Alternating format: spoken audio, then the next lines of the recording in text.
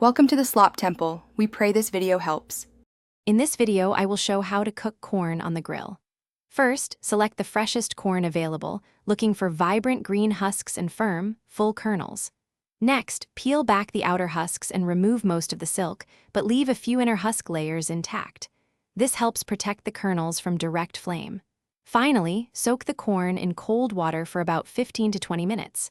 This crucial step adds moisture, ensuring your corn steams perfectly while grilling and prevents the husks from catching fire. There are a couple of fantastic ways to grill your corn. For a slightly smoky flavor and tender crisp texture, place the soaked corn directly on the grill grates over medium heat.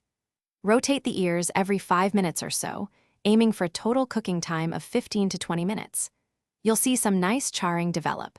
If you prefer a more steamed and uniformly tender corn, wrap each ear tightly in aluminum foil before placing it on the grill.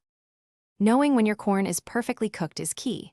Look for kernels that are tender when pierced and have a slight char on the outside, indicating that sweet caramelization. Once done, carefully remove the corn from the grill. After it cools slightly, peel back the remaining husks and remove any stubborn silk. Now comes the fun part. Generously brush each ear with melted butter, then season with a pinch of salt and a dash of freshly ground black pepper. Grilled corn is a versatile and delicious side dish that's best enjoyed fresh off the grill. While simple butter, salt, and pepper are classic, don't hesitate to get creative. Try a sprinkle of crumbled cajita cheese and chili powder for a Mexican street corn vibe, or fresh chopped cilantro and a squeeze of lime.